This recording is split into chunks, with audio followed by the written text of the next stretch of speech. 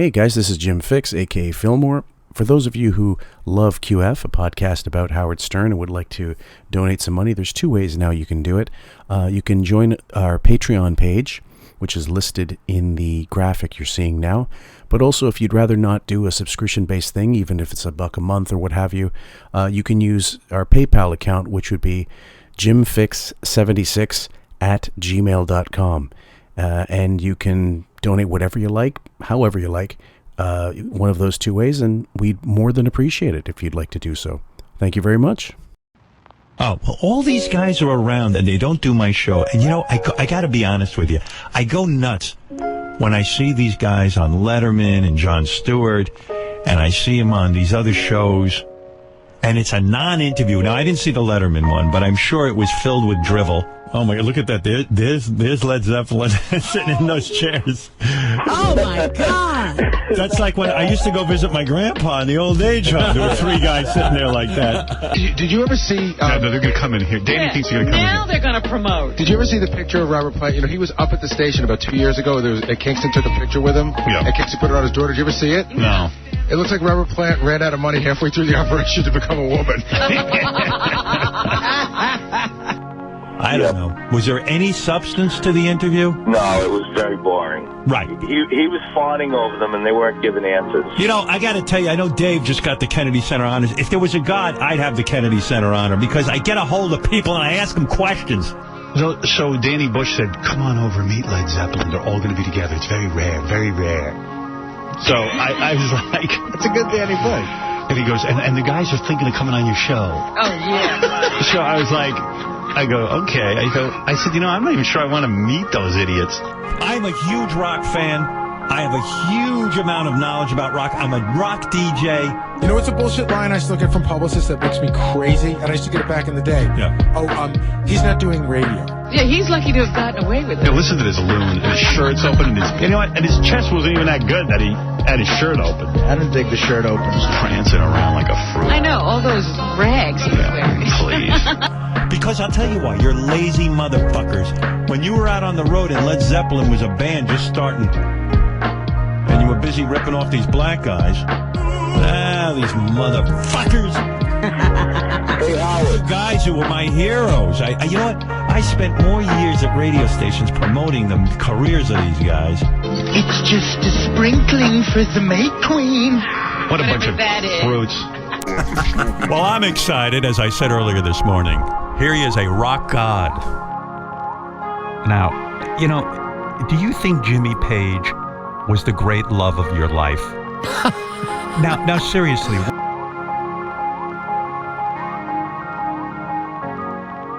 Welcome, ladies and gentlemen, once again to the triumphant return of Sam and Fillmore. This is QF, a podcast about Howard Stern, and we're pleased to be back recording live. Well, live with us. You're not going to get it live, but fuck it. And Hi. You guys don't get it live, but I'm so excited to be back that I don't care you're lying to our audience. I'm just kidding.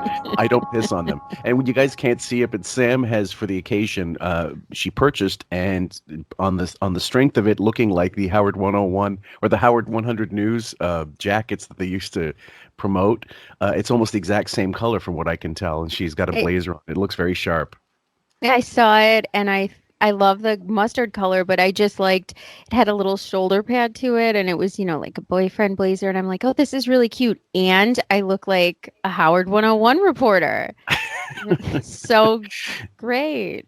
So, well, the original plan for this particular podcast, guys, was due to popular request, we were going to go through the Robert Plant interview from 2017, and then we got first thing I got to do is thank one of our QFers, Paul Delgado, who came through like a fucking champ. He not only had the Robert Plant interview show, but he managed to find the wrap-up show. So we're going to go through all of that. But yeah, go ahead. Paul Delgado sounds like a really amazing folk hero. It's like a great name. Does anyone remember hard drives? So anyway, what happened was while we were thinking about it, I said, why don't we make this a proper Reschinding? Because he actually talked so much shit about Zeppelin for years, just like he did about Neil Young and God, anybody, and Jagger. He's still talking shit about Jagger. Anybody who doesn't come into the show and do his show is an asshole until they come in and do his show. Adam Sandler, until he could come on the show, you know how much crap? That's going to be another Reschinding. He talked shit about him for years before he finally came in. So I totally know about Adam Sandler and that complete turnaround. Most of the Reschindings that we have planned, I know and remember. This one took me by complete surprise because I didn't realize the absolute nonsense and horrible shit he's said over the years. I knew he said a little bit about his look and how he looked, but I didn't really remember him ever talking about him with, I don't know, just such hatred and disdain and shittiness, petty shittiness. Right. Sometimes there were targets that he picked that were perfect for us, and that's why we loved them. And we thought, he really for sure hated these people, but we know in retrospect he's just a complete starfucker and would go after anybody as soon as he could, just to make himself appear bigger or make the show bigger, or put more marbles in his pocket. And honestly, I agreed with most of his shitting on celebrities because I laughed right along with it. And it kind of, like you said, curbed the way you thought about him, except for Adam Sandler, because you know me. That's my great love of my Adam Sandler bullshit movies. If you grew up as a kid in the 90s, you can't hate Adam Sandler. I mean, come on. Well, yeah, unless you finally stuck with him and went to Pixels and Grown Ups 2 and shit. No. No, there was a cutoff point. I pretend that doesn't exist. What was your cutoff point, Little Nicky? No, Punch I mean, Drunk I Love? hated that too. But actually, there was this one that wasn't bad at all with the guy from Saturday Night Live. He's like a 80s. Who cares? It's good. Okay, that's the only enough. one after a certain point. Okay, fair enough. Either way, we decided to make this a Reschinding because as I went through and looked through my files, I said, fuck it, let's just go after him. So, guys, I'm not aware if this is going to be a two-parter. I mean, it's definitely going to be a long slog. I'm not sure if we're going to make it one part or two, but let's go ahead and try our best to get through it. It's just a sprinkling for the May Queen. What a bunch of fruits. Hey, you know what? I got to tell you something. So, I got invited to this thing. Led Zeppelin released a double DVD. Right. Of like all of their concert footage or whatever. What he's talking about was a remastered DVD in around, it was 2003. This is when this comes from, summer or so of 2003. And this DVD, actually, I saw it. It was fantastic. If you were not a Zeppelin fan, or if you were, it was the best video at that point that had been released legally, and was the sound. And at that point, the video was fantastic. It was really good because they got some real proper people remastering it. Yep. Fillmore, did he just call them fruits? Yes, of course. So we're living in the Twilight Zone. Sounds good. Okay. Exactly. Supposedly, like, specially retouched. It's the same old crap you've seen a million times, like that Led Zeppelin movie where they're riding around on like those gay horses. The song remains the same. Yeah. And Headless Horseman is running around. And, they're with their children naked in a pond. Yeah. Go ahead. Didn't this asshole dress up as a drag queen to promote his book? Multiple times he's dressed in drag. And he's calling Zeppelin a fruit for riding a horse? I got to put that Photoshop of him and Paul Lynde side by side for this. Oh my God. Well, when they start going in about when he goes on to the open shirts and stuff and talks about his chest, my God, like, who are you fucking talking about? Raven and I were just discussing how for the next breakdown we're going to have all the fruitiest pictures of him stacked and have it like a slideshow for the viewers. Oh, that's easy. Just Google image immediately comes right up. Yeah, not very hard. No, it doesn't. It's like searching for snow in Buffalo. You'll find it. F you. So it's the same crap I've seen already, except digitally remastered, supposedly, which doesn't even look any different. So Danny Bush said, come on over, meet Led Zeppelin. They're all going to be together. It's very rare, very rare. So I was like... That's a good Danny Bush. And he goes, and the guys are thinking of coming on your show. Oh, yeah, right. So I was like, I go, okay. I said, I'm not even sure I want to meet those idiots.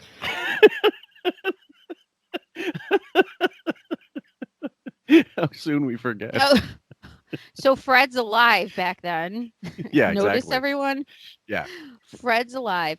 And got a pulse. so he would rather go play beer pong at Billy Joel's house or friggin' do a sing-along with Bon Jovi and John Stamos. But Led Zeppelin, I don't know if I want to meet those rare unicorn people. He'd rather air guitar with Joe Walsh and Leslie West and Sam Kinison on stage. Joe Walsh. He'd rather air guitar with Harry Styles. He's such a loser. Oh, geez. He'd rather play Harry Styles' skin flute. I mean, I love that music and everything, but they are idiots. Yeah, but have you ever heard a good interview? Never. Never. They don't talk. Yeah, I'm like, hey, how was it like being into the devil and, all that crap? Banging chicks with sharks and hotels. Right. And they'll be like, oh. Yep. Could you imagine, I don't know, the character in Dumb and Dumber, Jim Carrey's character, calling you dumb? Because that's the equivalent of what Howard's doing right now. Yeah. He's a complete 79, calling Robert Plant an idiot. Well, the whole band, really. I mean, at this point, it's, and again, we know that it was just, they wouldn't come in. And at that point, and many times, they were just refused to do interviews, just the same as they wouldn't release singles. The Led Zeppelin, their entire catalog was, and they were dicks about it. Cameron Crowe, I think, it wasn't Cameron Crowe, it was Richard Linklater, who he directed Dazed and Confused. And he asked Zeppelin to use the song Dazed and Confused for the movie. And apparently they said, no, we're not going to do it. And he goes, listen, I love the title. I'm going to keep the title, but I'm never fucking using a Zeppelin song ever again if I get the opportunity. Just I'm boycotting Zeppelin forever. Because, this is a tribute to them, really. And they wouldn't have any part of it. They were real dicks about it. Well, I mean, it's their music and whatever, and you can lease it how you want. But I mean, Howard, to call him an idiot, does anyone remember the Jones Beach Rob Zombie performance or anything else he's done musically? Holy shit. What nerve. Totally. Yeah. Yeah, I'm too good for this. Robert Plant thinks he's too good for the planet. Meanwhile, none of his lyrics make any sense. So yeah, he's lucky to have gotten away with it. Listen to this loon, and his shirt's open, and his chest wasn't even that good that he had his shirt open. Do we put that picture of him in the blue trunks on at this point? Or you could put a picture of me basically blowing my mic in shock. I am in shock. I'd never played this clip for you before. I think some of these will go into the theme, which I did play for you, but not this. Not this. No, not the whole thing. Dig the shirt opens, prancing around like a fruit. I know all those. Whoa, Can we just do an hour on this? I know lobotomies are bad, but I might need one after this. What am I listening to right now? I feel like I need an ice pick through the front of my eyeball. What is happening? He really is like, think of the OJ trial, except if OJ was wearing a suit covered in blood and he had he was wearing the Bruno Mali shoes and there were bloody footprints leading up to the witness stand. And him going, oh, I didn't do it. I wasn't there. Yeah. It happens. Oh. I'm sorry. No, guys, it's not fake laughter. It's not induced. It's not induced by Molly or anything. I'm giddy. We haven't recorded in a long time, over a month now. It's about a month, I would say, between me and Sam. I mean, I have never heard this, and I usually hear everything or remember it. I have never heard this. Right. That's rare for me. And I don't believe I've put it on my channels. I might have, maybe one of my first YouTube channels, but that was ages and ages ago. So a lot of people wouldn't have heard this. Please. The only cool dude was Bonzo Bonham, but he died. He died. That was what was cool. Yeah, that's what made him cool. Plus, he'd look like an old drag queen now, like the rest of them. Thank goodness. So, Danny Bush says, come on over and meet these guys. So I was like, I'm not going over there. There's no way I want to meet Led Zeppelin. Sit around with... Fuck. Zeppelin. So glad he still doesn't know how to phonetically pronounce the name. Remember when we did Dr. Abelo I put a Photoshop. There was two parts, and for the second part, I just literally wrote down phonetically Abelo. I might just write down Zeppelin and put that as the title card for this. Do you think when he's like at an Italian festival and there's Zeppelis, he's like Zeppelis? I think it's a tough one. I think with those, especially with the new teeth. So this was pretty much par for the course. He'd bitch and moan that someone didn't come in, and then he'd expect like this wouldn't get back to them. I have no idea. I'm surprised he was saying this stuff about the lyrics because remember he was so into, now what were you thinking about when you wrote this? I thought you just said his lyrics are a bunch of bullshit. I never knew he said that, but apparently he did. Why would Robert Plant ever go on his show? Well, think about it. This is a 6-minute clip of him shitting on them, but if you blink, you didn't get it. So in 2003, most people did not have, MP3 storage. That was still becoming a thing, like LimeWire and Kazaa and Audio Galaxy and eDonkey and all this shit. But this wouldn't have been, most likely this wouldn't have been there. People were archiving the show over the years more thoroughly, to the point now where it's really tough. A lot of people are desperate to get, stuff like this. But either way. So maybe in 2003, people in Robert Plant's universe maybe didn't listen to Stern. They had no idea that he said not religiously. This. Exactly. Right. So if it doesn't, it just disappears. And if he never says it again, or if he's never bitchy again, but we will have other clips from years later as well. So. Well, hello, everyone. We're cleaning out the attic and we found this old toy. That's right. I don't know. We can't call this, it's not blackface. I guess it's just shithead face. So we're going to go forward. So then Danny sent me a note with the new DVD and saying, listen, sorry to meet them. So, I tried really hard to get them on the show. I couldn't. He goes, but each guy signed the DVD for you. That's very rare. Wow. They don't sign anything. I threw it right in the garbage. Yeah. Oh, my God. First of all, do you believe him? I don't know, because I remember during whose guitar did we talk about? David Bowie's. Remember before he was praising Bowie when he died, and he gave that huge diatribe and said how much he loved David Bowie, and that was all in the Pelican Brief. His presentation about how much he loves David Bowie, and everyone should be talking about how much he loves him. Right. David Bowie signed a guitar for him, and he was like, "Smash it! Who cares?" Yeah. Right. Because he wouldn't do the show. Exactly. Because that's how much the rock DJ loves rock stars and cares about music, everyone.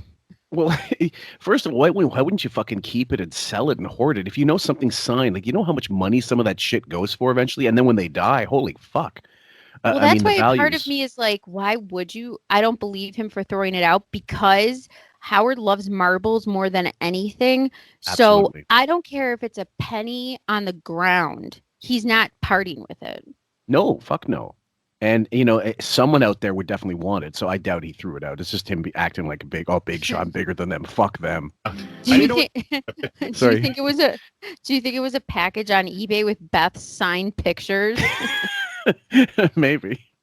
Oh, it's so rare. Each guy signed the DVD. I'm like, wow. Gee, I'll lose sleep over that. You should have, used it for toilet paper before you threw it. He's going to be heartbroken, I'm telling you.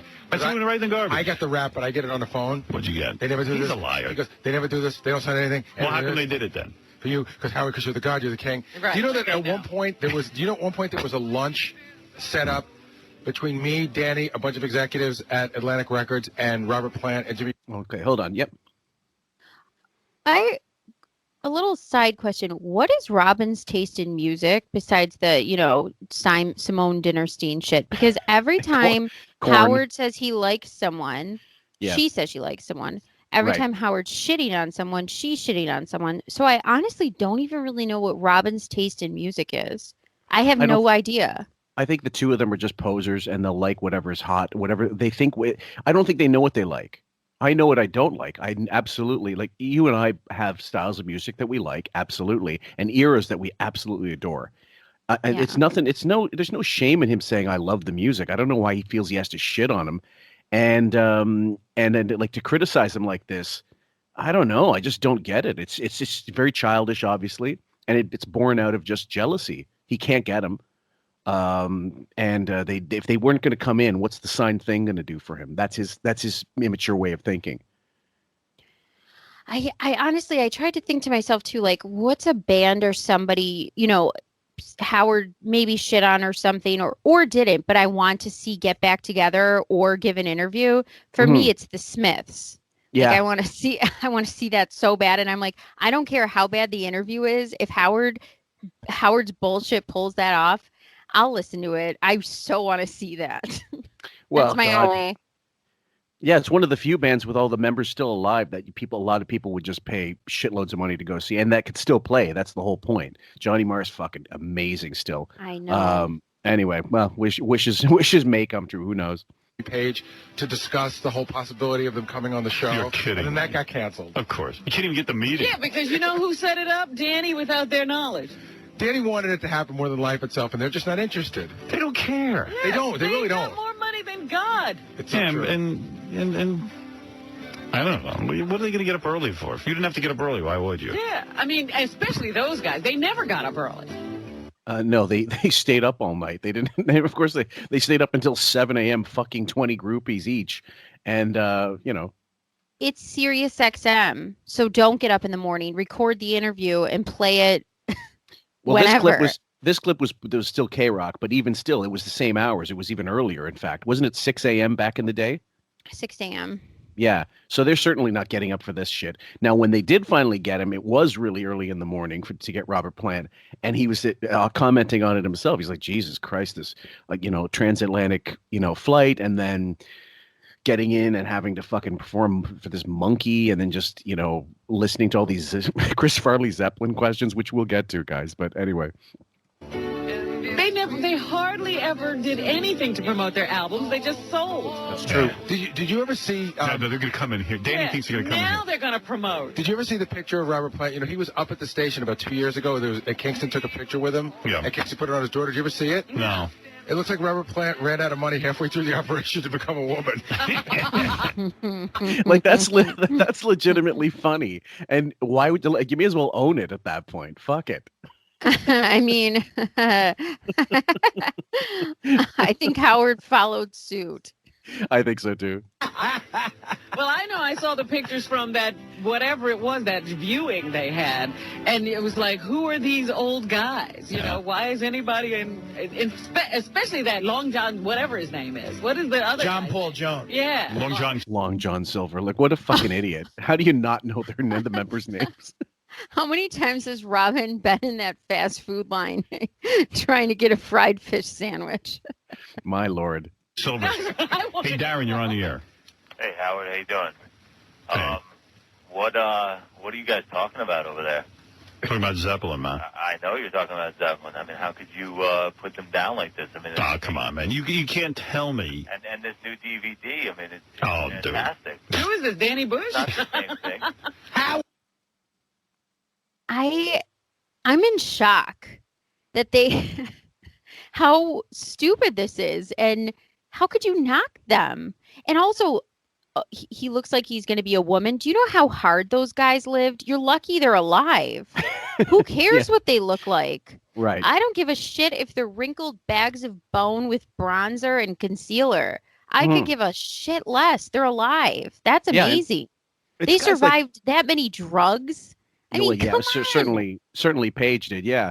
And the thing is, the guys like Keith Richards, who nobody gives a fuck what he looks like. He was never hired. He was never popular for his looks.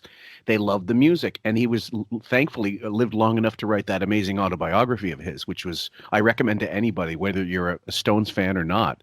It's just a really, really good read. And same with the Zeppelin. They did reunite. I believe it was for, if I'm not mistaken, I thought it was Live 8. But I can't remember. No, a couple things. I think it was the Atlantic Records or Ahmet Ertegun birthday or something. A couple times they've reunited with, at least once they reunited with Jason Bonham, Bonham's son, John Bonham's son, and they played a couple, short gigs or whatever. But I think it might have been for Live 8. I can't remember. But either way, and they sounded fine. It certainly put the bones of Live Aid to rest, because that's a notoriously bad show, worse than the Simon Le Bon note heard around the world.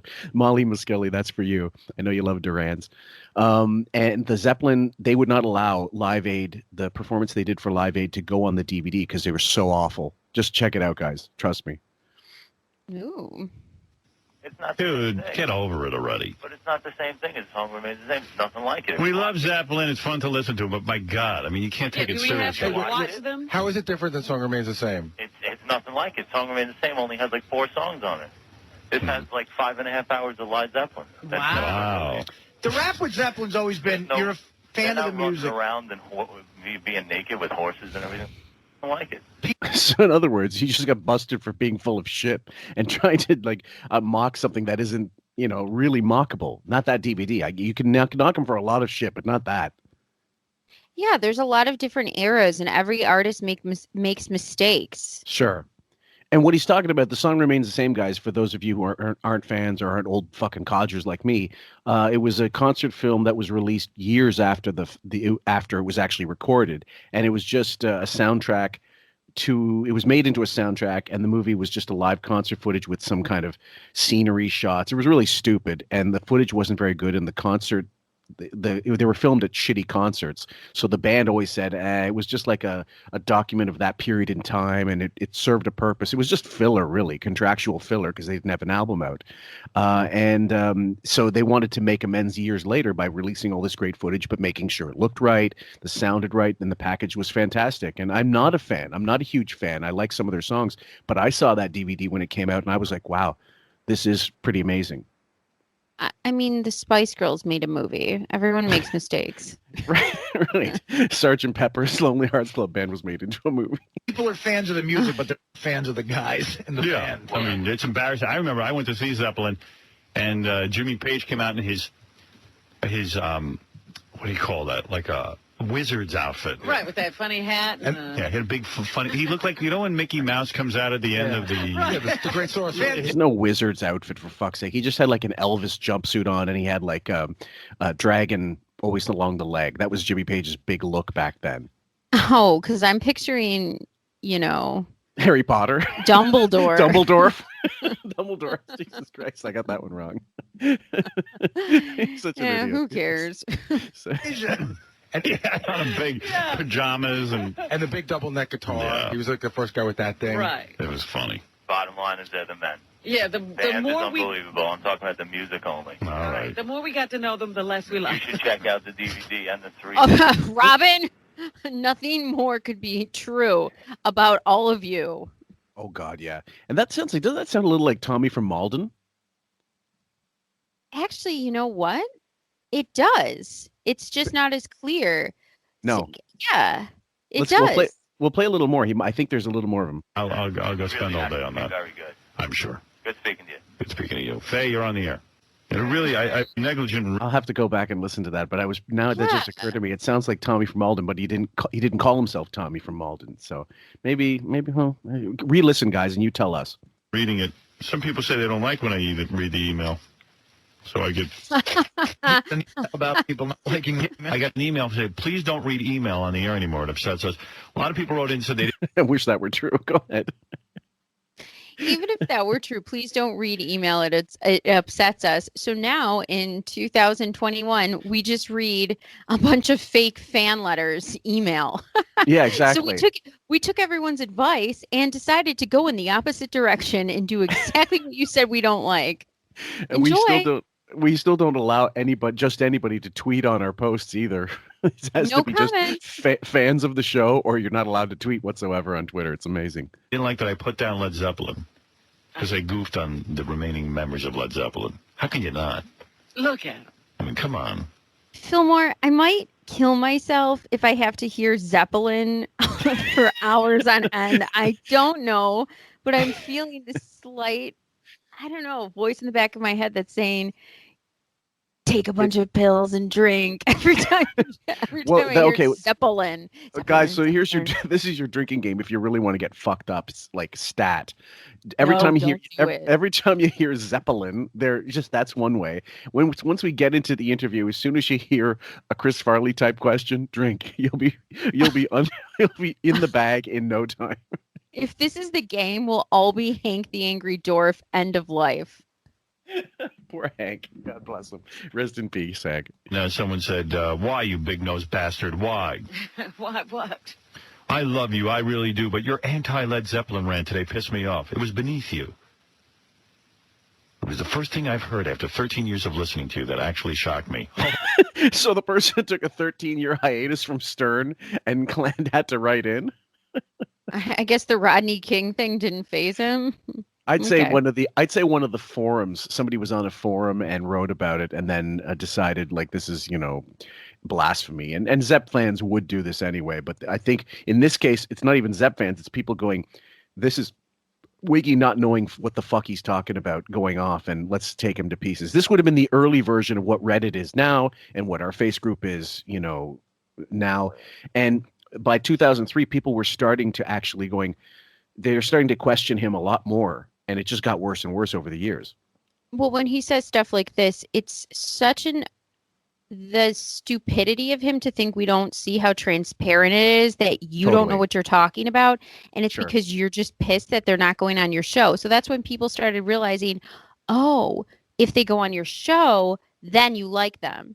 It has nothing to do with taste. Yeah, it's just like that one Norm Macdonald line. Like, because Chevy, if you like Howard, he'll like you, and it'll all be over. That's as fucking simple as it gets. Thank you, Norm. Holy cow! You got to be kidding me, man. Jesus. Maybe it was just a bit. Maybe you really despise Zeppelin as much as it sounded like you do. If so, then I'm surprised. I know you appreciate good music, and Zeppelin gave us so much of that. He appreciates good music like Pink. 1 + 1 is 2. Yeah. The new DVD release, by the way, doesn't contain a single second of stuff that was on the song remains the same. This guy, and the email goes on for like pages. Oh. Yeah, and he's combating you with facts, Howard, so you're clearly unarmed and you're fucked. You're just completely destroyed in the argument. How could you stupidly diss Led Zeppelin? I expect more from you.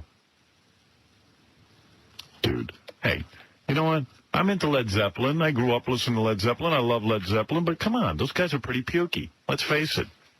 Robert Plant's he's the king of the posers. And he loved his books. Oh my God. Isn't that brutal? Holy Christ in heaven. What? Wait, what? King of the posers? Are you fucking kidding me? This guy has dressed like a goth vampire, somebody who's on a Baywatch set, fucking P. Diddy music video, Crocs in a white party. This asshole, you gotta be fucking kidding me. King of the posers? King of the posers. How many wigs do you own, Howard? Look at those hairstyles. Do you think one of the rooms in the in 17 Squabble Lane is dedicated to just wigs? Oh, a room? I'm guessing a wing. Climate controlled. Okay. The next clip is going to be from 2009. It's the it's actually right after. I guess it's following the Grammys because the Grammys are on like the Oscars, early part of the year, right? By the way, too, he's a poser because he didn't go on the show. That's it. That's all. If he all. would have went on the show, guys, he'd be. How big is your cock? And he'd have perfect.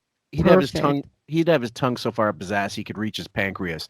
It would not be that. It's not that complex. So the next time he did I think it's called Raising Sand. It was an album with Alison Krauss, and it was basically a solo album, and it got a Grammy. It sold 1 million copies. It was actually a pretty big hit for Plant at a time when he really wasn't selling a lot of records. And so this is Howard fucking on him, and Artie's still in studio. So check it out.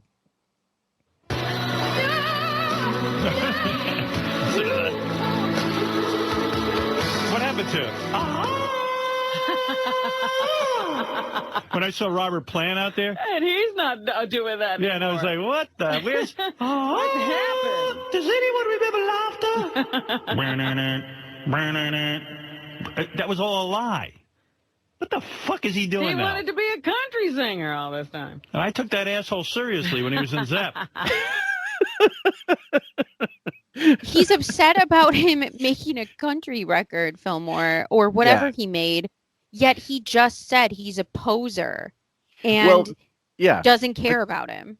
Well, again, like his solo album, like he Robert Plant had a solo career that was pretty good considering, and Jimmy Page did fuck all after Zeppelin. I think he did a Death Wish soundtrack, and Outrider was a solo album, and did and maybe with the Black Crowes. That was a good album, Jimmy Page with the Black Crowes live at the Greek. But Robert Plant tried his best to continue on doing things. So did John Paul Jones. He produced, he released an album, Zuma, I think it was called. It was actually pretty good. He produced Diamanda Gallis. He did strings for REM, I think, on Automatic for the People. He did a lot of work actually over the years, just being a session guy and also being a producer. So they kept busy. And then Jimmy Page was all about repackaging shit of Led Zeppelin together and, playing live, I suppose. But would they have enough money between all of them? Oh, yeah. Oh, yeah. So then who cares? Yeah, they don't have to work. If they want to come out with whatever they want to, let them do it. And that doesn't make them a poser.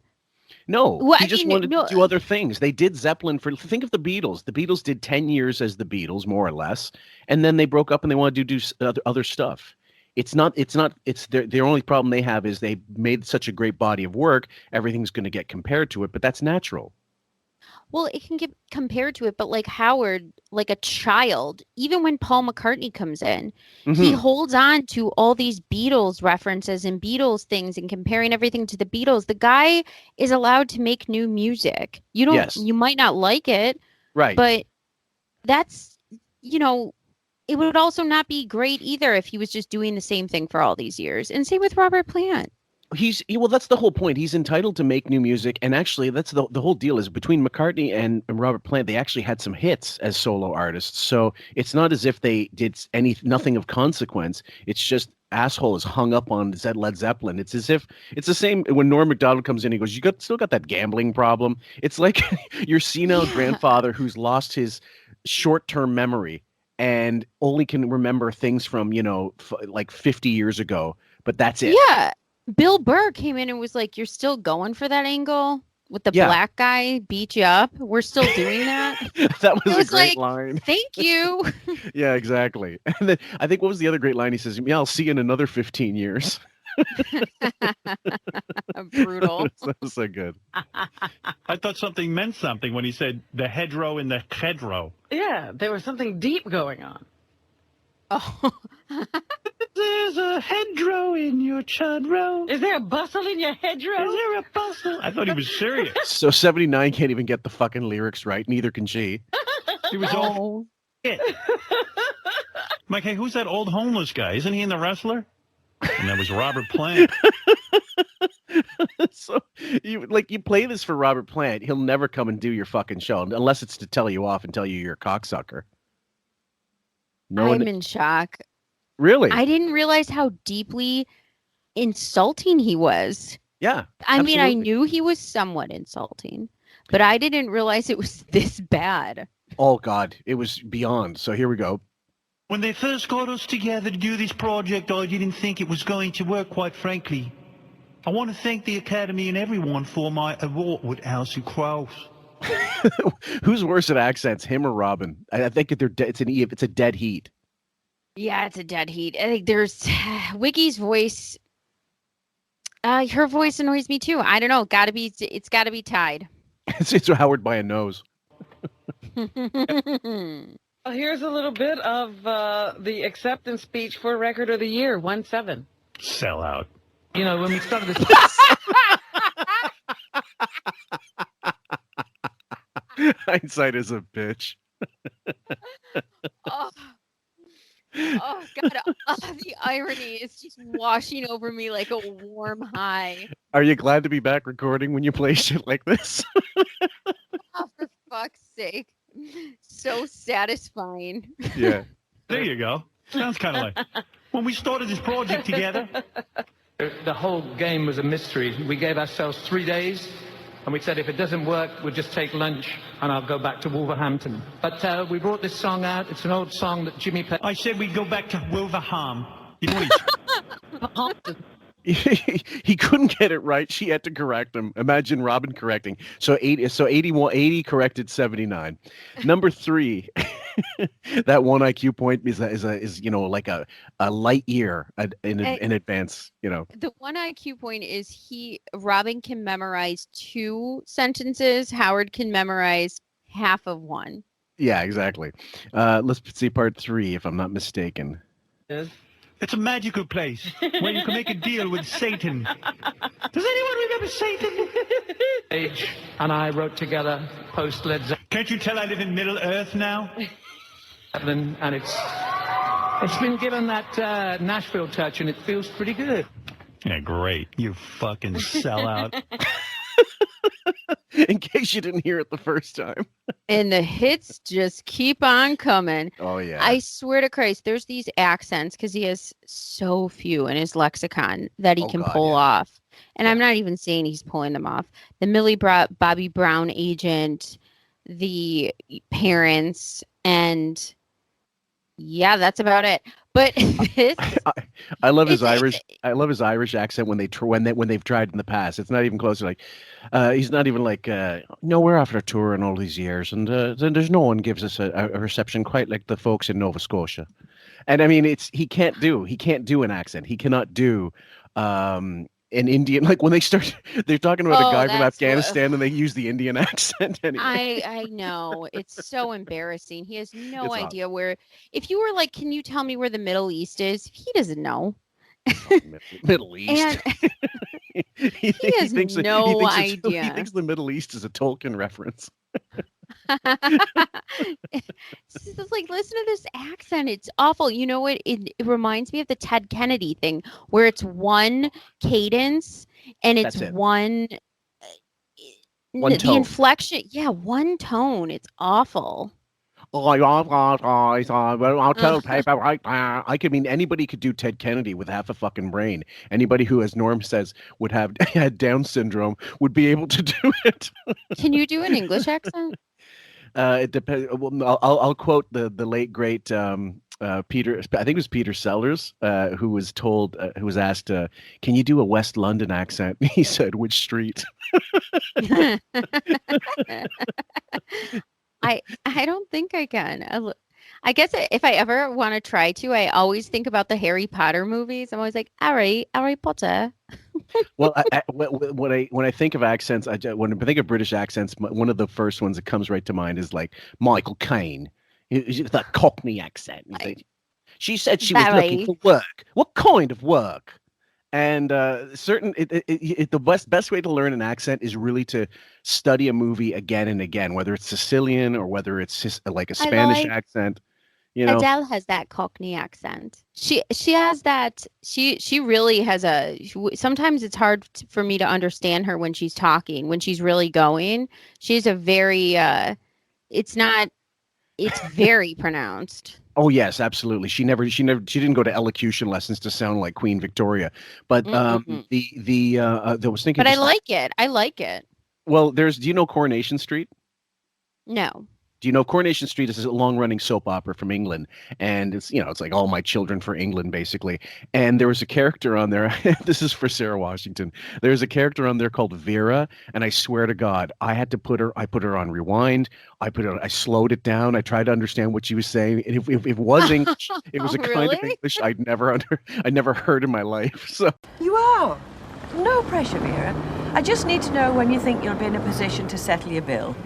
You and Jack are well in arrears again. Do you know where I'm going right now, dear? I'm going to sign on. That's where I'm going. I'm sorry, Vera. Do you know, I've worked all my life when I could get it. I do all to make ends meet, and I still would if so-called friends didn't let me down. And now this? Well, like I said, Vera. Oh, what do you know, eh? You over there with your cosy little job. You that don't need to work. You come over here penny pinching. It's folk like you that take jobs from under people like me that deserve them. Now, look. No, you look. What right have you, eh? What right have you? You're hard up for a quid. You marry something that's rolling in it and then rake it in. Hey, now, hang on a minute. No, you hang on. Listen, you. You can stick your papers, lady. Because they only tell me what I already know. The world stinks! Yeah, I I'll see if I can find see Vera. that. Okay. Hi, Sarah. Yeah. Sorry, We love we you apologize very to you. much. We Thank apologize you to your for neighbor. listening. Yeah. You're pretty pissed at him. Well, I mean, who was that guy? What happened to the Zeppelin guy? Here's a little bit of their performance. This is what he's talking about. What a sunny day, baby, when everything seems okay, baby. Whoa. Does anyone remember laughter? Play Kashmir. Did you hear me in the audience going, Kashmir? Misty Mountain Hop. Yeah, Howard, the guy who left the fucking Led Zeppelin concert early because they were throwing firecrackers. He's like the big fan. he's a dog. Okay, last bit of that one. Sell out. Oh my God. I believed the whole thing, hook, line, and sinker. He got us. He fooled us all. I thought those guys were the real deal. Okay, guys. So now we sorry, have you got anything to say about that so far? I mean, are you fucking kidding me? Robin and him just went over. Who cares about them? And now they're saying, I'm so betrayed, these sellouts. Weren't you just shitting on them? Right, exactly. All by the way, over them. We're not even an hour deep into this, and Sam's given, I think, 3. Are you fucking kidding me? So we're going deep into the murky waters. They're saying they're sellouts. That's like changing a diaper that smells and surprise there's shit in there. I mean, why are you acting like this? Well, this is the thing I don't understand. Assholes. So if you like, a definition of a sellout is someone who has completely turned their back on a portion of the audience that they once pandered to, or they've changed their artistic bent completely 180 degrees. Like someone, let's give another example of a sellout. Okay. It's like someone who goes pop, who's not a pop, who's actually a metal band. I guess it would be like a hair metal. Metallica is a perfect example. Metallica does the Black Album, right? Bob Rock produced it. Who was this? He produced The Cult. He produced David Lee Roth. He produced all kinds of people. I think Aerosmith as well, if I'm not mistaken. And it's just a clean rock sound. Metallica were a heavy metal group, and they went rock, and that was their big hit album. That's a sellout. That's a band you can call a sellout. Absolutely. And there's a meme. Someone's got a meme out there with James Hetfield, the singer from Metallica, shopping outside of a Gucci store, and he's got flip-flops on. He's got a Gucci bag. Oh my garage. Right, exactly. And so, I mean, that's fine.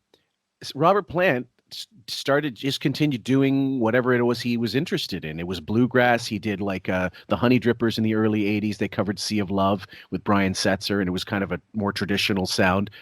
That's not selling out. That's going to your roots and doing whatever it was because you listen to Zeppelin, their songs would make you feel different. Every single song might make you feel a little different. Yeah. I'm trying to think who else sellout wise.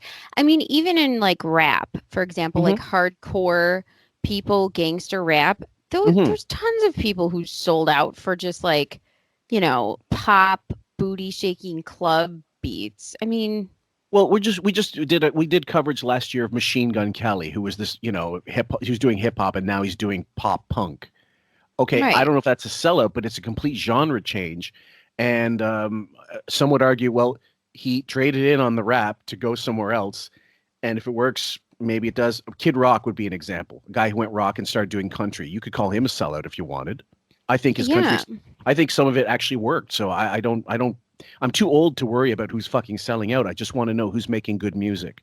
And I don't care if they're switching genres. I really don't. Okay, you know who never made good music? Limp Bizkit, Fred Durst. Yeah. And he decided won VMAs. This might be the funniest performance. I dare anyone to YouTube this. He wanted to bang Christina Aguilera so bad he did a duet with her at the VMAs. And it might be the most cringeworthy, awful thing I've ever seen in my life. And it's 2000 early aughts awfulness, but it's so douchey because clearly he's trying so hard to get in her pants that he's doing this duet in the MTV VMAs. Legendary. Just that's a side note. Well, I'll have to check this out. And they Limp Bizkit sucks. Okay, fair enough. Let me see if I got this right. Hold on. Okay, there was a clip from 2012 because that's the end of that 2009 clip. 2012, December of that year, and it was. I think this was Tommy from Malden. I'm not 100% sure. Seems to he wormed his way into a lot of good clips, and it was just him shitting on. This is right months before the summit video, just a few months before the summit video. So check it out. Oh, well, all these guys are around and they don't do my show. And, I got to be honest with you. I go nuts when I see these guys on Letterman and Jon Stewart, and I see them on these other shows, and it's a non-interview. Now, I didn't see the Letterman one, but I'm sure it was filled with drivel. And I threw these in the theme, guys, a lot of these, but I don't think I put everything. But either way, why exhibit your jealousy in that fashion? Why say I'm sick of them doing other people's shows and not mine? Why verbalize that, Sam? That's a great question. Why would you verbalize that? Because then that also puts you in the position that you have to be better than them. So if you're not, you're already losing.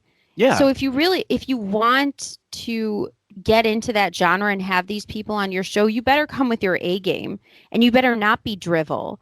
And hello, Joey King, Bella Thorne, Machine Gun Kelly. I mean, it was nothing but drivel. Right. You could just, throw oatmeal at the radio and let it drip. That's how terrible it was. And from 2010 onwards, really, and especially 2012, 2013, because that's the GTD kind of indoctrination period where apparently Marcy or somebody was behind the scenes, schooling him, putting him into the cult, and telling him his sunshine, shined out of his ass, and you're the best interviewer, and this is how you should go. You should go the interviewer route. But he was still giving shit interviews all throughout these years. Some were better than others, sure, admittedly. And the Robert Plant interview, when we get into it, guys, a little bit, I'm not gonna be so anti-Wig as to not play certain questions that were answered correctly or that were asked properly. We're gonna give him props where we always, I think, give Wig props where we need to, because I mean, we're not that anti. We can't blind ourselves to it. No, we weren't super fans for no reason. That's right. There was also this thing so he's doing this right now. We're saying he's upset because people aren't going on his show and getting interviewed, right? Right. But then his whole interview style that was effective and the most interesting ones were because he let other people talk. Yes. He is the best at springboarding off of people. So when Artie would jump in, or Sal, or Gary, or Fred, or Robin, Howard springboarded way better off of people, and it made the interview better. If you just have him by himself, it's never good. It's just never good. And it doesn't help that whoever's giving him his notes, because he's not fucking getting his notes, or if he is, he's getting the shitty ones. He's not actually getting people who know what the fuck they're talking about. Like if you get a painter in or if you get a musician in, you would want someone to get the questions. If it's not you, you would ask someone who's on staff who has some kind of knowledge of this to really go deep. And then you pass them off as your own knowledge. You sound great as a result. That could still work. But when he had fucking Plant on, all he would do is go zap, zap, zap, zap, zap. And the guy's got a new album he wants to fucking promote, which even though he mentioned it a couple times, he didn't actually, I don't even believe he played any of the fucking music, maybe a little of it. And then he was just zap. And the guy like that doesn't want to talk about a 10-year period of his life that's 40 years in the past. No shit. And he also doesn't want to, be pushed into this scenario where he's blowing his bandmate, because that's basically what Howard was going for. Exactly. Number 2, it's I asked them questions. This one made me fucking piss laughing. Oh, fuck. I don't know. Was there any substance to the interview? No, it was very boring. Right. He was fawning over them, and they weren't giving answers. I got to tell you, I know Dave just got the Kennedy Center honors. If there was a God, I'd have the Kennedy Center honor, because I get a hold of people and I ask them questions. Repage the love of your life. Can you say questions again? Questions. Oh God, yeah. The teeth are really, that's a hurdle for him. Yeah. And part 3, I'm a rock DJ. This is another great one. I'm a huge rock fan. I have a huge amount of knowledge about rock. I'm a rock DJ. Oh my God. This is worse than you know what this is like when my daughter gets dressed up in a costume Yeah. and starts twirling. I'm a princess. I'm a princess.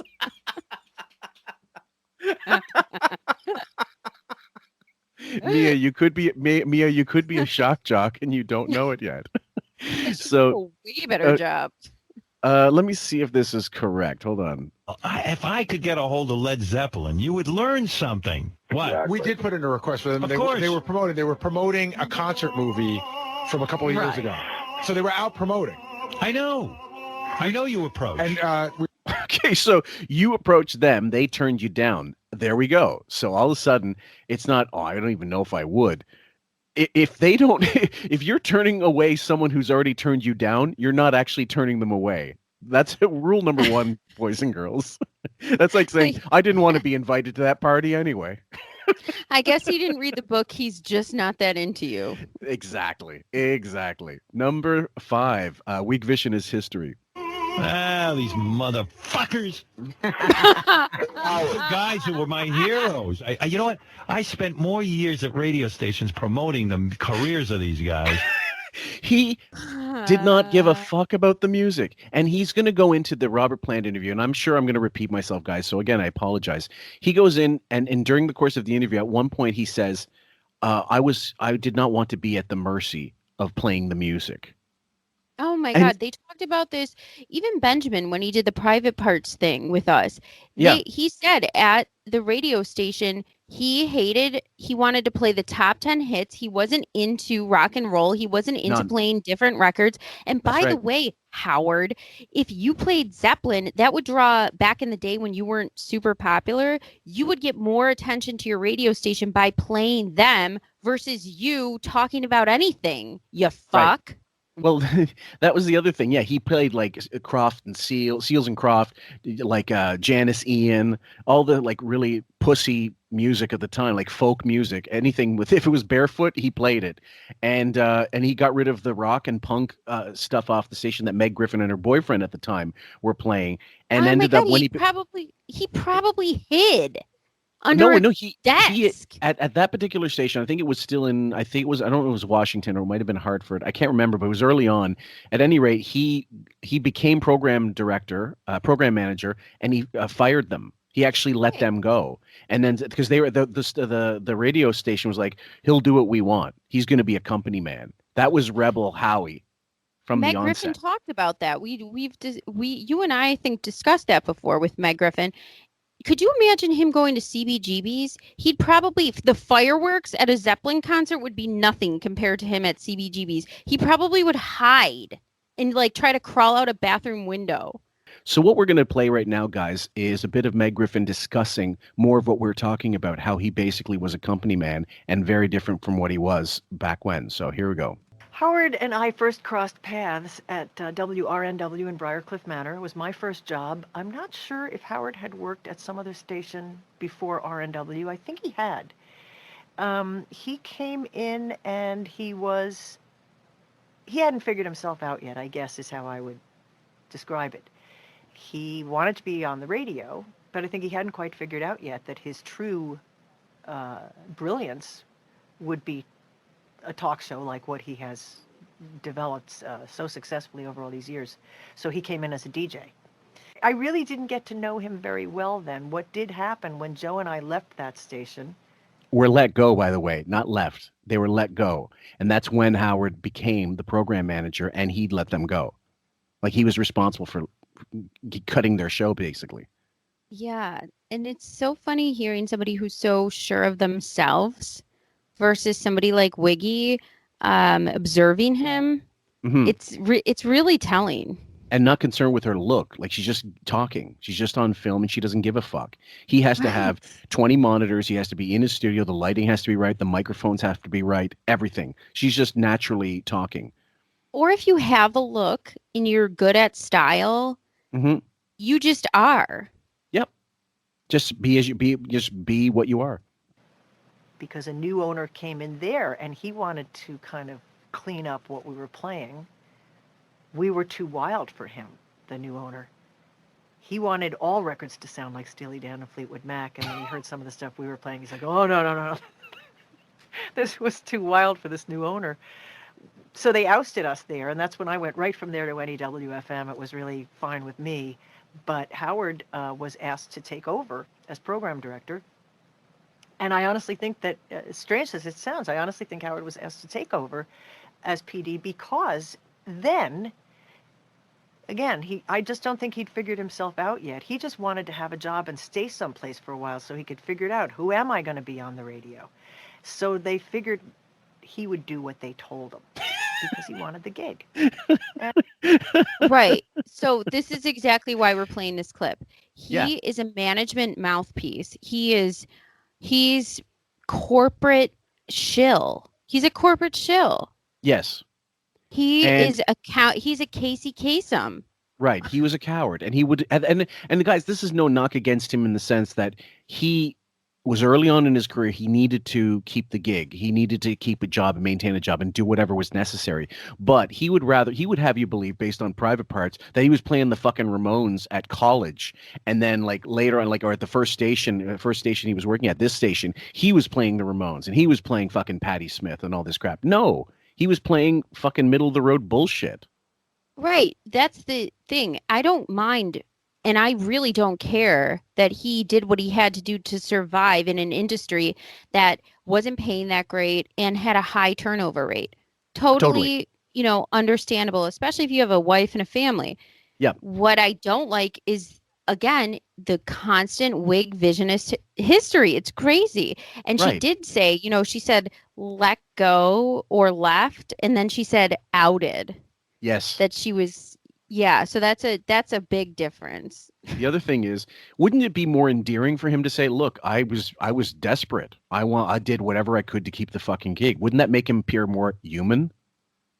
I mean, most people who do that say that, who struggle in the music industry. Like, you'll notice, we were talking about, I don't know, what did you mention? Pink. When she first started her career, she was in LaFace Records or whatever, and she did that whole pop star dancey thing that they wanted her to do at first. That's right. Because she just did what she had to do. She's not pretending that she's just like, I'm a rebel, and people just have your own history and be honest about it. Instead, you make an entire movie on a fallacy.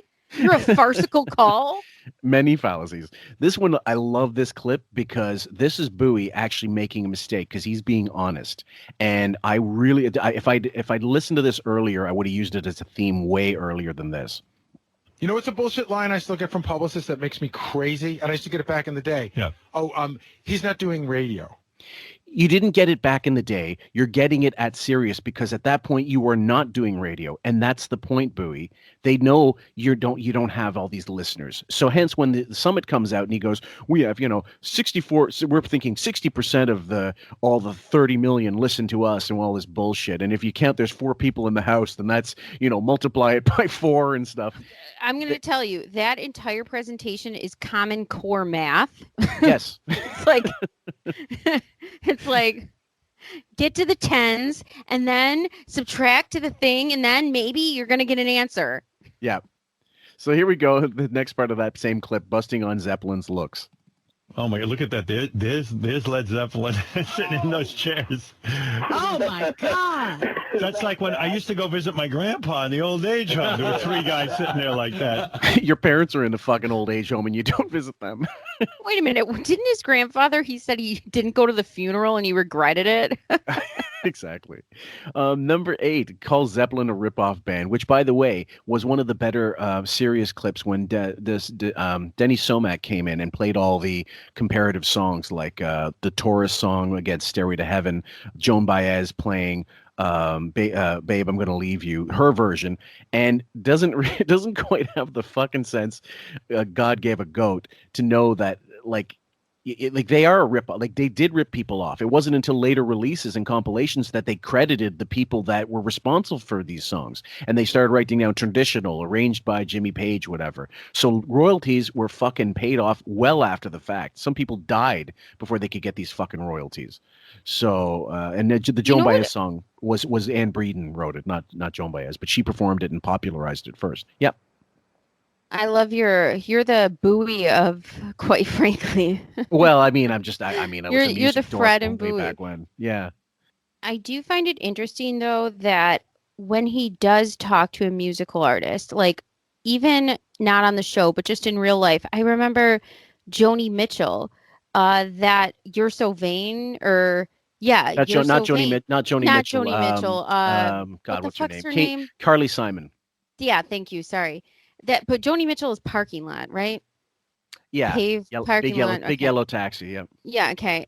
So he said that she told him who she wrote the song about, and it Mhm. was okay for him to tell his audience that he couldn't remember. I was like, you gotta be fucking kidding me. You gotta be kidding me. What good are you? You piece of shit. My Tell favorite part me. my favorite part of that whole interview was Artie fell asleep. Then when he went on the wrap-up show, he went on and talked about it. He goes, "So who was the song about?" And he goes, "Oh, she told Howard, and he said he'd tell Robin later." He goes, "I hate that I care." Me too. I still to this day that bothers me. It's like one of those things where I'm just like, what good are you? Yeah. At this point, no one gives a fuck. Fuckers. When you were out on the road and Led Zeppelin was a band just starting, and you were busy ripping off these black guys. Like there's no like, this isn't a Picasso painting where you're supposed to interpret what he's saying. It's pretty Who dead are on. Who are these black guys? Does he Yeah. have any names? Was it the Temptations? I mean, what is he talking about? Just in a random, was that supposed to be like he's trying to say Hendrix? I mean, what was he saying there? Or was he just being like blanket statement just to be like, I want to make a controversial racial statement? No, I'll explain when we get back into it, because I know about there's a lot of controversy about Led Zeppelin's first album and how they did rip off a lot of old blues artists. They did rip off blues artists, and then later on they changed the songwriting credits, but not initially. So when they sold millions of that first fucking album, all that money went to Zeppelin. It didn't go to these artists that were long dead, or the heirs of, Lightning Hopkins and Smokestack, whatever bullshit, all these blues guys that were long dead. But they have So they're like the I don't know if you've ever seen The Sopranos. They're like Hash. Yeah, pretty much. they're like Hash. So Sam, would you like to read the name of interview clip 1? Interview clip 1. Wiggy chubbing up for Percy. Which, by the way, was Robert Plant's old nickname. Well, I'm excited, as I said earlier this morning. Here he is, a rock god. What am I going to say? I don't know. Are you going to faint? Are I you might gonna faint. Be one of those? You're gonna say you fucking sell out. Yeah. Wait a minute. A rock god. You basically made him a clearance bargain bin TJ Maxx sellout. Right. So I mean, he's on clearance at Kmart a year and for decades of time, spans Right. of time. Yeah, for not what doing happened? Your show.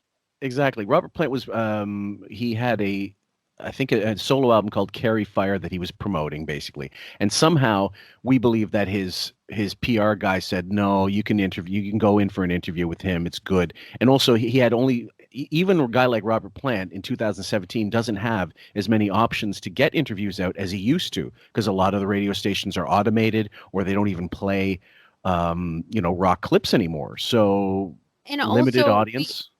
We also have to remember too, Fillmore, this was the start of this entire propaganda arm to sell Wiggy as the greatest interview of all time. Right. So we're dealing with a massive amount of push of propaganda, which we know not to be true. Right. So I can see why he's doing this. Yes. So But PR I guys are selling him as they're selling him as Charlie Doe's. Go ahead. Could you imagine though, could you imagine saying you don't really know what you're going for? You kind of know who this guy is. You're not really sure. Mm-hmm.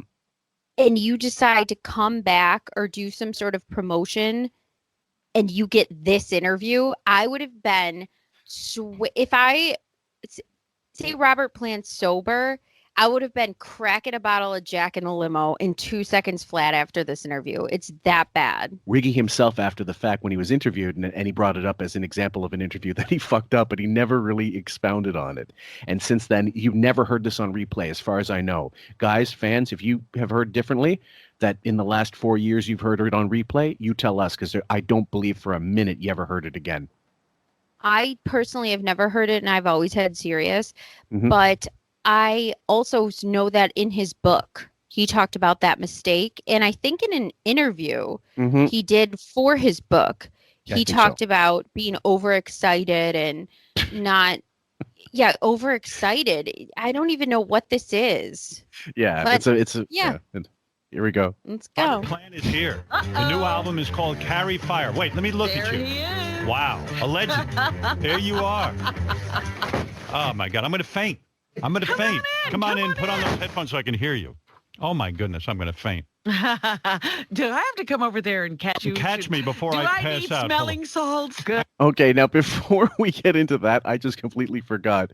We have to go on to what is it? I got it here. Hold on, let's see. While you're looking for this, can I just say, Robin, you fucking twat. She was right there with Wiggy and the bashing, the sellout, she's such a, what's the right word I'm looking for to describe how she piles on? It's condescending and snickering. Yes. It's just awful the way she piles on, because she sounds like she knows what he's talking about and she agrees with it in a way that's like, yeah, and then some. It gives it almost like an air of condescension, like snobbery. I hate it. I realize now, before we go into the interview, I have to play this one little clip here, which I'm sorry, guys. I hate to be disorganized like this. And normally I can just re-edit this, but that was just an intro, so you'll bear with us. At the beginning of the broadcast, he announces he's going to interview Robert Plant, and he starts talking about his attire and how he changed his attire based on what he think Robert Plant might feel about it. So here we go. Today is a very big day on the show for me, because one of my heroes is coming in. The sellout. Yeah, one of my heroes. Sellout. I worship Led Zeppelin and Robert Plant, all the boys, John Paul Jones, Jimmy Page, and John Bonham, of course, but Robert Plant is coming in. Yep. Do you think he has a teleprompter or notes to who's in the band? Didn't that sound like the following for sure members? Reading that.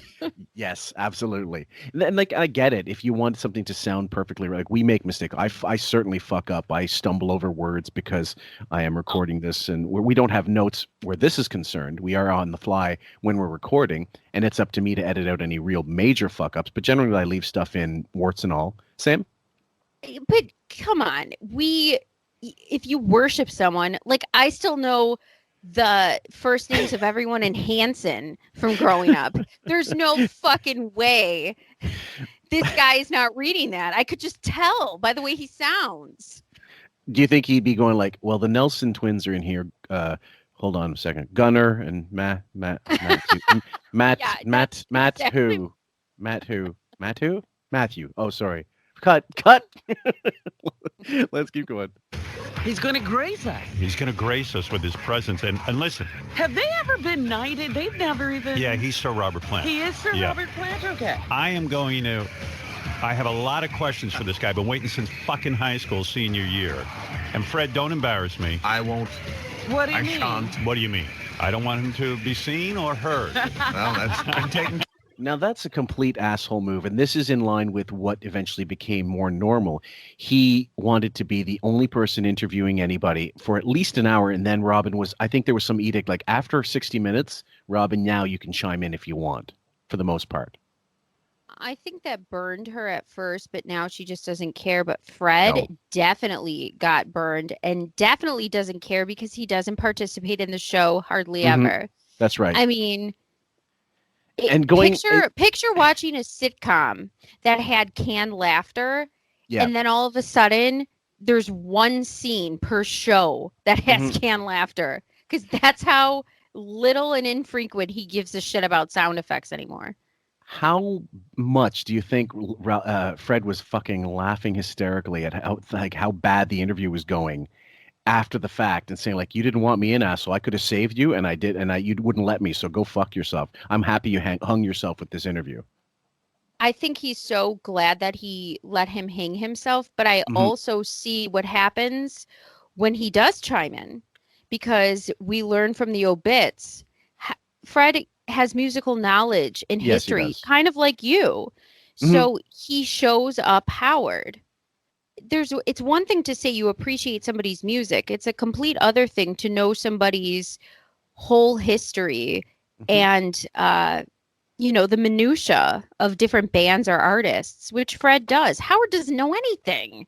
I can't have Robert Plant seeing him. Oh, there you go. You know, no, seriously. You saw John Bonham. You think I'm going to scare him? This is a very big day for me. As big as like when Paul McCartney comes in or Neil Young comes in. Yeah. This is huge. Or Billy Joel. It's not as big as Billy Joel, because he doesn't really have Billy Joel in anymore, and he doesn't really give a fuck.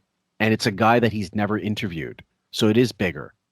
So when he did the presentation at that summit, he said, Neil Young shouldn't be able to take a shit without thinking about me. Right. Okay, so did this happen already? Did this go down? Which?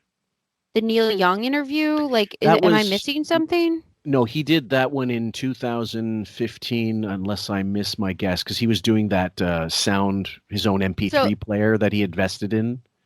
Ponos, I think it was called. Right. Okay. Yeah. So he's gaming for Neil Young to be in. So he's saying this would be like if Paul McCartney or Neil Young. So he's trying to get Neil Young to notice he's talking about him. This is all a game. Yep.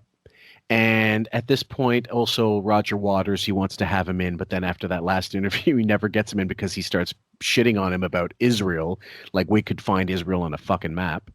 And that was, and I think, was it Roger Waters said in the article, I think it was Rolling Stone, he said, I wouldn't even waste a second on that asshole, and I just wasted a second. It's so true. And Wig knows about foreign policy like a kindergartner first learning how to read. He doesn't know anything. He has no idea what's going on. And with no communication. He literally thinks that the policies that are happening or anything that's happening in that part of the world is like World War II. Even though it's 2021, he thinks it's like right after the war. He thinks it's like 1946. He thinks it's crazy. He thinks the Gaza Strip is like scores, or like West Bank is a financial institution. My God, he hasn't been out of a limo or a penthouse in like 30 years. No, he has no idea. Imagine him trying to splice like an electrical connection. Trying to figure out exactly what wire goes where. The other thing is, he used to get his politics. He used to get his politics from Ben. But if Ben's incommunicado, Ben Stern, then he's not reading any of this shit. You think he has the attention span and the intelligence, much less the intelligence, to really go through the Chicago Tribune and just tell you the latest stories or whatever. Or the New York Times. Maybe he's reading it now since it's become, a woke pile of shit. But I really think that Ben Stern, just the way he supported George Pataki, who was a Republican, he didn't like Mario Cuomo. I remember specifically, he did not like Andrew Cuomo's father. And he thought George Pataki was like, the second coming of Christ who came to his birthday show. I remember so his that. politics are all over the board. He doesn't have anything. What he had was what Ben said. You're right. That's correct. So he parroted his father the way Robin parrots him. And the other thing is here, so we're going to talk a little bit about. It was just a fleeting thought went through my mind. Oh no, yeah, I was thinking the New York Times crossword, which is notoriously difficult. It's no less difficult than. Like if it was written in Sanskrit, it would be just as difficult for him. I mean, in English, it doesn't matter. It's no advantage to him. He's a fucking dullard. So, oh my God, yeah, it would be like if you're an archaeologist and you find a tomb and you start like brushing the sand off, and you're like, I have to decipher what this means. I think at best he reads headlines and that's it. He reads headlines and doesn't go any further. I agree. Yep, and it's not even skin deep, guys. The first time I'm going to meet Robert Plant. In fact, I changed outfits this morning. Did you Honest think to about God, what you were wearing? He dressed for his girlfriend. Honest to God story, I got to tell you, I was getting dressed and I had on a black jacket with a Black Sabbath T-shirt, and I went to myself, wait a second, I can't wear a Black Sabbath T-shirt. Like that would be like if I went on I went on a show and the host was wearing like an Imus, or like. Okay, listen. This is originally I thought he was a bit of a douchebag until I saw Gene Simmons a Kiss interview where they were, I believe, in Argentina, and they gave the interviewer shit for wearing an Iron Maiden T-shirt as he was interviewing them, and they made him take it off and gave him a Kiss T-shirt.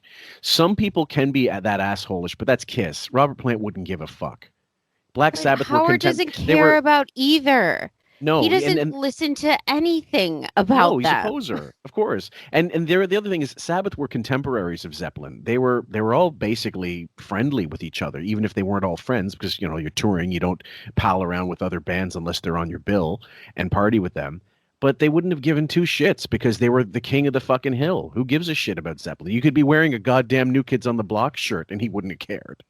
Yeah, they all back then too, when you hear like their, I don't know, documentaries or behind the musics, everyone was pale. Everyone was in with it was the drugs and the parties and Studio 54 and whatever. Like, that's right. Nobody cared. And they also all influenced each other in some ways. Agonizing. Yeah, well, they all influenced each other in certain ways. Like Brian May was a huge Sabbath fan. Sabbath, Daltrey, he loved Kiss. He loved the Who. They all had a mutual admiration society going on generally. It was very rare for bands to slag off other bands, unlike Oasis later on and the Blur, feud and shit like that. That was kind of just fodder for the press. Like another. They all cheered women. Yeah. Those T-shirts. Right. And I'd be like, fuck you. I'm here and you're wearing a Black Sabbath T-shirt? You cock. He wanted to say cunt, but decided to go cock. I don't understand it. He tripped over an insult to himself and ended up on the word cock. Hello, Freud. Exactly. So, I mean, like, the idea that he was so studied, like, I'm going to wear a certain outfit for Robert Plant, is already asinine and really more projection. I mean, he always had a stream of consciousness type of speech, which is fine. Yep. But if you're going to act like you're now this somehow upper echelon of an interviewer, you don't want to start it off by saying, oh my God, I was so excited to meet Robert Plant that I had to change outfits. I mean, I pulled myself out of Ralph's mouth and I started thinking about my wardrobe. He'd be within his rights to just turn around and walk out. What if I went on a show and I saw a Ryan Seacrest shirt? So you're basically admitting you're jealous of Imus and you're jealous of Ryan Seacrest right now. That's what you just did. He's so transparent in everything he does. You don't even, it's like third degree separation. You don't even need that. I mean, a blind, deaf, and dumb person can see how obvious. It's really seething idiot.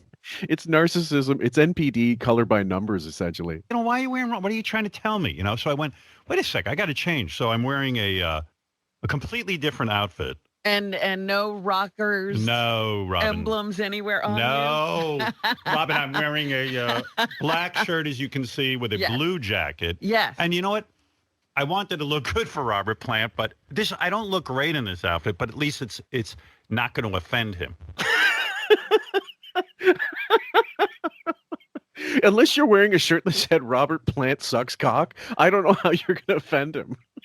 I mean, you did after this interview, so who Yeah. cares what you're wearing? You're an asshole. Right. But and you're, I got to tell you something. As this clip is playing, because of the difference from those 2000 early interviews to now, my headphones are booming with this bass. Yeah. Like his, whatever the fuck he's doing to his voice is out of control. It's so different and loud in my ears. I want to throw my headphones off and break them in half. I've since asked Richie Wilson about this because there was an article. I have a screen cap somewhere. I'll see if I can find it in another place, but maybe in another podcast or second part. But it basically explains his setup as told to this person on a forum that worked on the Stern Show. And I asked Richie Wilson about it. What's the situation with his vocal settings? Because there's no doubt in my mind he has some settings for his voice, because just listen to all those earlier clips. It's not a difference of mic that would change your voice in your fucking 30s to your 60s and 50s. You might get deeper voice if you're a smoker, but he's not a smoker anymore, and his voice got noticeably deeper, not like just a smidge of a fraction of an octave. There's a complete difference. Here's what I'm going to compare it to. Two things. One, go ahead. This would be like saying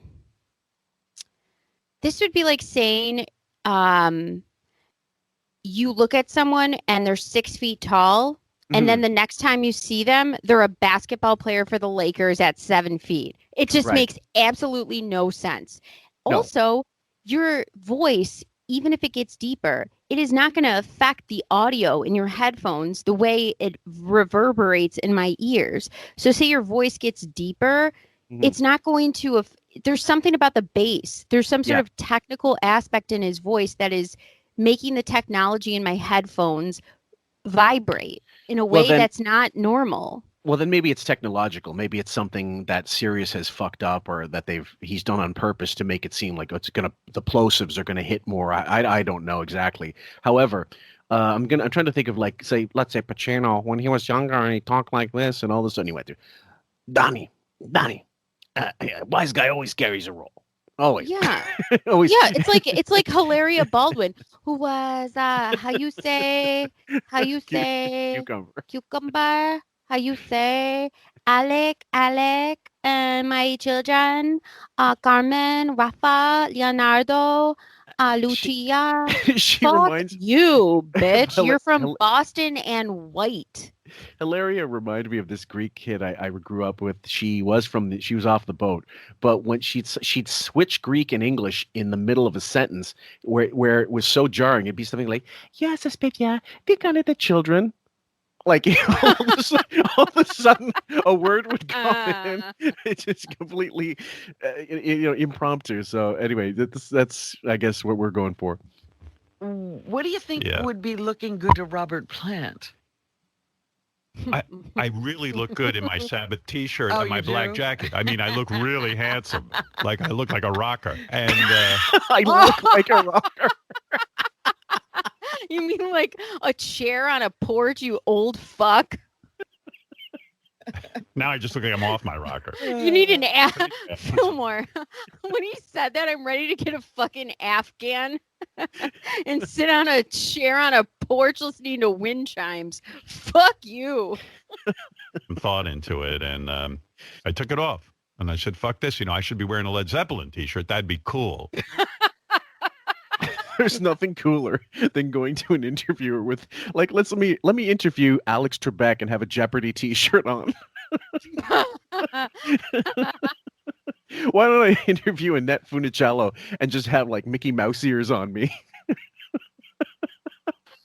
Do you think if I interviewed Britney Spears with a high school cheerleader outfit on, it would be like better than if I just wore like a button down and jeans? Yeah. Do you think if I put poofy pigtail ponytail holders in my hair, the interview will go better? I once interviewed Leonard Nimoy with Spock ears on. Yeah. He's acting like it's a blind date on Tinder, you wacko. Swipe far left. Or Way solo material. Way left. Would you really think that, he'd want you outfitted in Led Zeppelin gear? No, I don't think he'd want that, but I don't think he'd want. I just Can didn't we want just to wait a offend him. second? What? Robin, do you think that he would want you outfitted in... I mean, her voice has gotten so haughty and shitty. The things she says sometimes, because we're so used to shitty, haughty Robin, Right. it's almost... Nobody says that. Nobody says that. It's almost like trying too hard apple polishing student in elocution class going, I was just perusing the Sunday paper and looking for, like, it's almost like that Brenda Vaccaro SCTV ad where they had her like cigarette breath in the exhale. So all of a sudden you'd hear like, hi, I use Playtex tampons. You heard every exhale. That's how good the mic was. Brenda Vaccaro for Playtex tampons. I think it's important to know the facts about tampons, to use them intelligently, and to know what you're doing. Let me tell you why I like Playtex best. Only Playtex tampons have a double-layered design. I like that. And Playtex knows... I'm Brenda Vaccaro. I'd like to speak to you about something that means a great deal to me.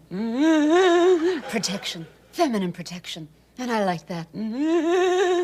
Personally, I need something that I can come. Cut, Brenda. That was terrific. Just one sec. Who's on sound?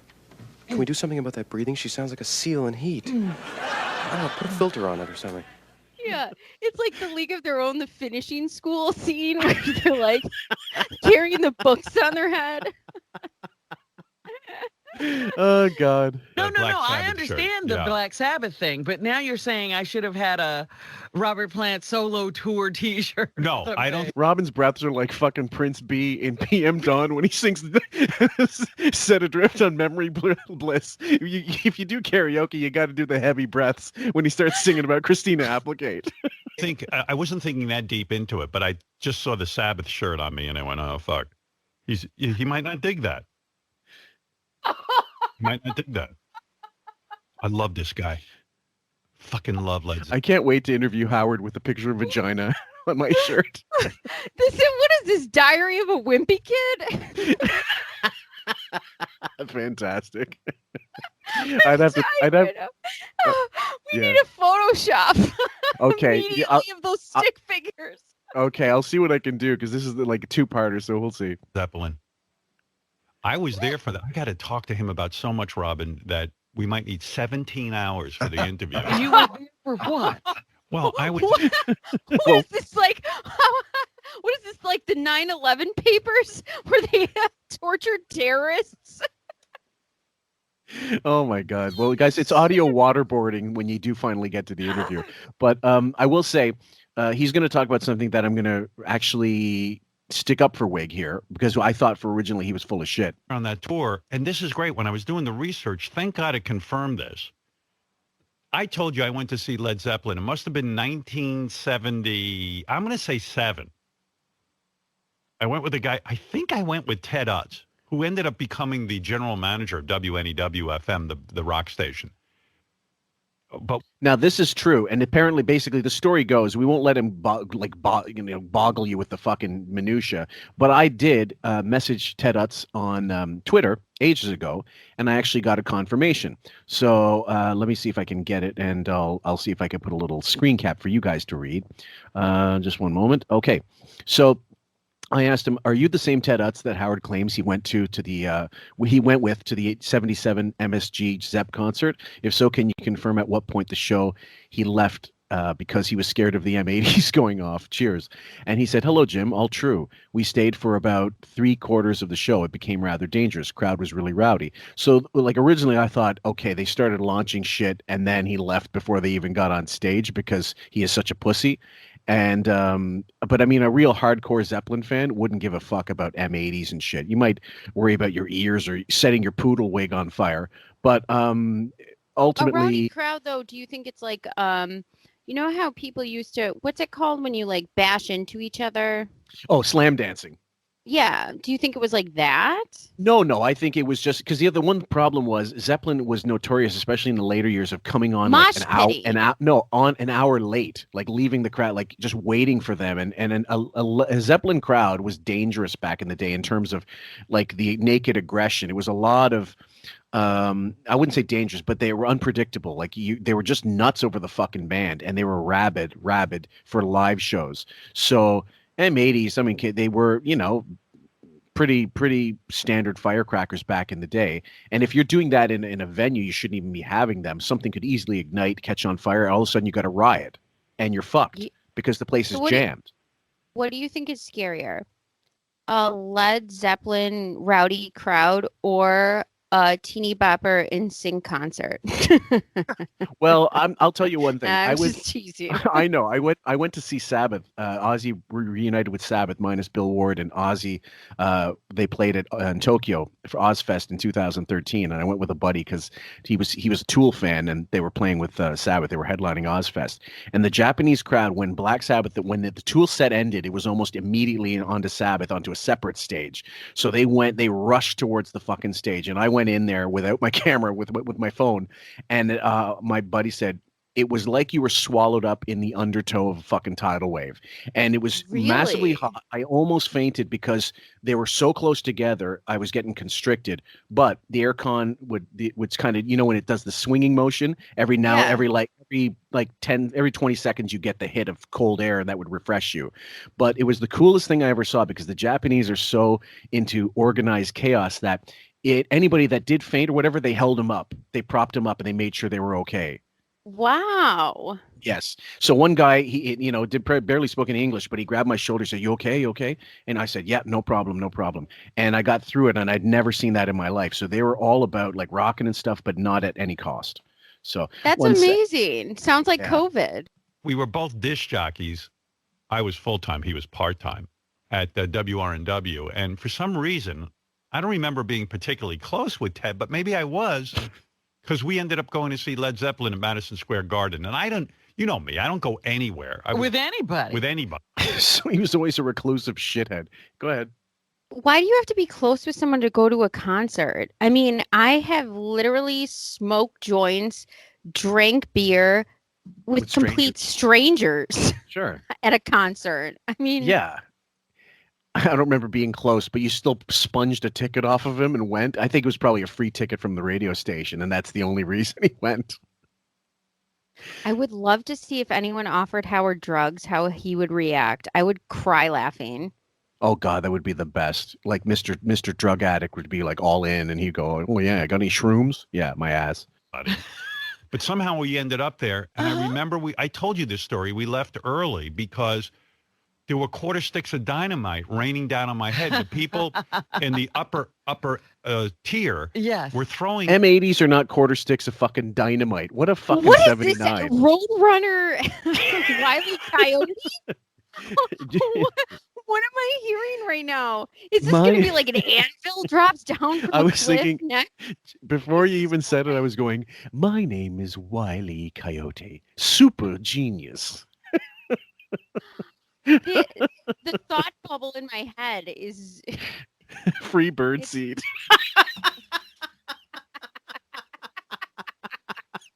I hate you. I hate you. Do pelicans eat bird seeds? No, they eat fish. He certainly would have been like a roadrunner if You know what though? What? It is perfect that pelican eat fish because that fuck tricked himself into having cancer from eating too much sushi. Maybe. Like fireworks down on, and I said, I'm getting out of here. I'm nervous. I think Ted left too, if I remember the story correctly. And did you see Led Zeppelin? Yeah, for a little bit, but it was I'm telling you, it was dangerous. And then I was doing some research, and sure enough, there was a tour. What was that tour called, John? The one where they said. Anyway, it was their final North American tour, guys. It was their final North American tour. What was that called? What was that called? I don't have it in front of me because I don't remember anything because I'm so cool and love rock. Because I'm the rock DJ, guys. I'm the rock and roll DJ. Think of all the fucking concerts you've been to. Can't you remember the minutia so well? Everything. Yeah. Everything. Yeah, like what you did before, what you did after the concert itself. Maybe you got the tour shirt, what songs they played, more or less. You may not remember everything, but all right, minutia. My first concert my parents took me to was the Crash Test Dummies. I know that's it's so weird, but they played. I think it was either a free concert or a $5 concert or something. Okay, and maybe an all ages show. Yeah. I remember my sister and I, they put bandanas, like, you know how they used to tie them over your forehead and then around your hair in the back? So bandanas, and we had like cool, like grunge outfits. Okay. I mean, it looked so early 90s. Yeah. And the little, like, you know, flannels around. Me and my sister had them tied. I mean, I think I was about I was like 6 or 7 and she was 5 or 6, something like that. Okay. And I can remember the minutia of the outfit. I remember feeling so cool and watching everyone enjoy it and everything about it. And I remember before that we had the cassette and we would listen to it in the car in preparation for the concert. Sure. And he remembers nothing. Nothing about it. And he's an adult. Yes. Now that's just narcissism or just it being a 79. I don't know. Let's add both of them up. I remember my first concert was Alice Cooper on the Poison tour, and Great White opened for them. And unfortunately, Great White was still like the lighting did not catch fire and kill all of Great White because they were that awful. They got such a nil response that the lead singer ended up just chucking full cups of water at the crowd every so often. Oh my God. How old were you? Oh God, I would have been I was 15 or 14 at the time. It's 89, I think. 89, 15.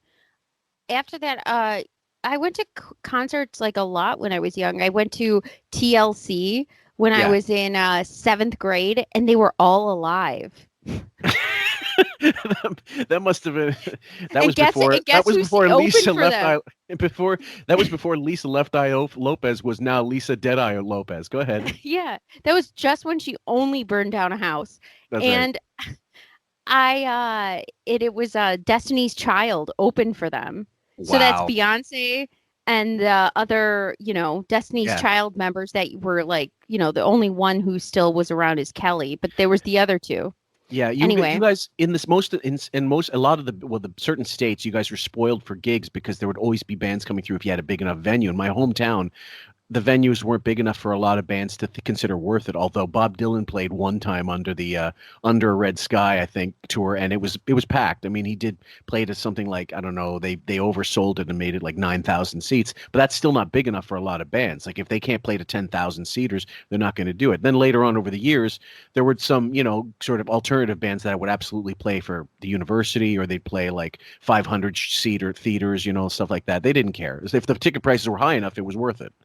You know what? I find it surprising, but my mom and dad always said that Buffalo, everyone always came to Buffalo. So I guess we just have we've been, even though the city has changed so much over the years, we've just been graduated in as you have to come here at some point. It's always a leg. So many musical acts. It's a leg of a tour that most bands will go through because they know there are a lot of fans that aren't going to go into New York or New Jersey, and you've got a built-in market somewhere there. There's somebody in suburbs that'll sooner go to Buffalo to see a show than somewhere else. So yeah, especially in New York State. Holy fuck, Jesus. Yeah, the Rolling Stones came here in 2014 to the Bill Stadium. So I said, fuck it. I took my tax money. I got me and my best friend Nicole tickets, and I was like, I don't give a shit how much I'm paying. I'm never going to see this again. They're either going to die or I'm never going to see this again. Yeah, there's still a couple gigs I've yet, like before they die. I had I'll tell this one quick story and then we'll close out. I wanted to see Prince one time live in my life. And my wife and I were in Helsinki the day his concert was announced. No, well, when we went in, it wasn't announced that day, but he was going to play Helsinki on the day we were leaving out of Finland. Like we were touring northern, like all of Europe, but then we flew in through Finland, and we were coming back through Finland. On the last day of our trip, he was going to play Helsinki, and I thought, oh, I have to fucking see this. Because in Europe, he would play like shitloads of more encores, better like songs. It wasn't just the hits. He would play loads of covers and stuff. However, I looked up online, and Helsinki had the record of most canceled Prince tour, concerts ever, because he just kept either they didn't sell enough tickets or whatever reason. So I said, I'm not going to fucking change my flight. He cancels on me because I will boycott him for the rest of my life. He ended up, not only did he do the fucking show, 3 encores, probably 2 hours, and they said it was probably the show of the tour. It was that good, and I never got a chance to see him again. And I'll never stop regretting that. You're still I am beating you up over this. Yeah. So that's the way I felt about the Stones. I was like, I don't give a shit how much the tickets are. Yeah. I'm paying for them. I'm paying for good seats, and I don't give a flying fuck. I need to see them. And seriously, when they started the show, everything, I could not believe the way Mick Jagger at his age moves. It honestly boggled my mind. He's a machine. I was like, yeah, how does he do that? And then you look at Howard, he can barely walk down. He's seriously walking down a stepping stool for a kid that can't get on a potty in preschool, and he's confused. Probably stepping on a kid. Okay, we're going to stop that one for now, guys, and we'll return to part 2 at another time. So thank you guys so much for listening, and we hope you've enjoyed this, and we're sure you're going to enjoy part 2 however it comes out. Shit, I'm nervous. Please don't hang up on me. She gets a fat condition for the next 2 years. What do you do? I leave her. Yeah, I'm out. No, this is what I was saying. No, don't hang up on my ass. She does the marathon, she go to the doctor, and he say you gotta get fat for 2 years. Say you got like that's some kind of condition where she gotta get fat. What does you do? Yeah. What does you do? What does you do?